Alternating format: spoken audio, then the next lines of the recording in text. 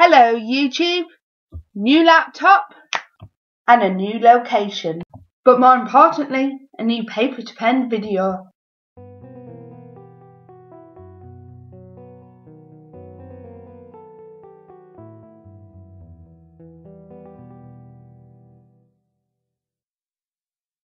Right, so I know I said that my next paper to pen video was going to be a Camp Nano update on what I'm going to do for August camp, but there's been a slight change of plan. Why, Joe? Because, my lovely friends, I've been tagged.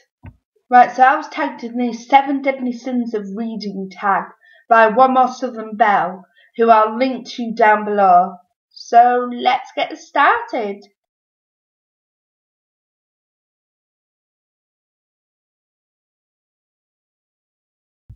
I'm in the habit of acquiring books. That's not to say I don't ever buy books, I do, but I get a lot given to me which I've just kept. But out of the books I have bought, I think my cheapest purchase has to be The Railway Children by Ian Nesbitt at only £2.99. Like I said, I get lots of books given to me, but I think one of my most expensive purchases has to be The Rough Guide to Shakespeare at £14.99.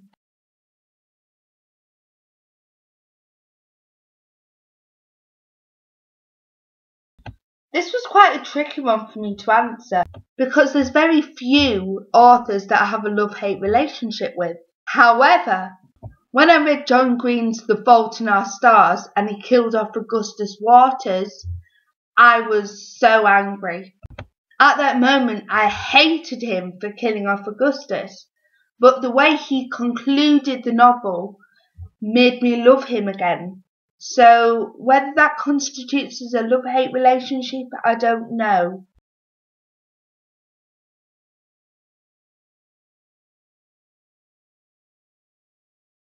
Now, I'm not really one to read a book over and over again.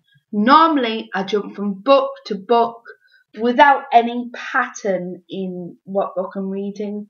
So I generally don't read a book more than once until later on. I will come back and read it eventually, but I'll read other books before I come back to it. But I can definitely say that the series of books that I've read continuously without really any gap in reading different books has to be the House of Night series. I've got quite far through them. I'm on to Awakened.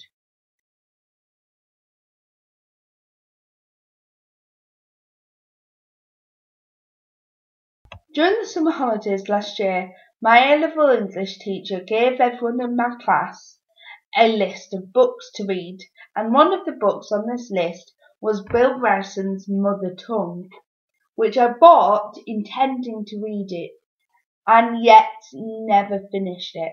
I did try to read it, I did, but I got so busy and just never finished it. I used the old excuse, I'll read it later.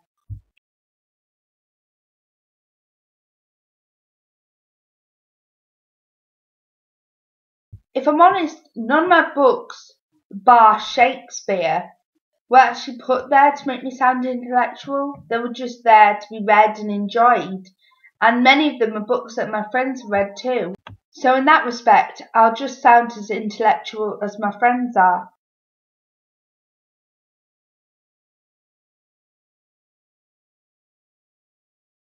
I quite like characters who can stand up for themselves in a story instead of relying dependently on a male role model or an adult or someone else. I like that they can hold their own in situations. In a collab that I'm doing at the moment, my character has just been described as a Rapunzel rather than a Mulan. And I like characters who are a mixture of Rapunzel and Mulan, if that makes any sense.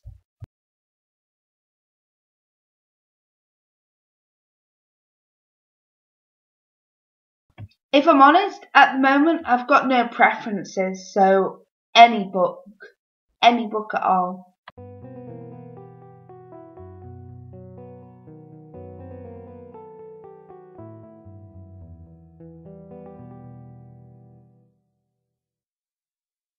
Thank you for watching this, guys. I will have a new paper to pen video up very soon where I will talk about my Camp Nano, and for this I'm going to tag Yukavision, who I will link down below.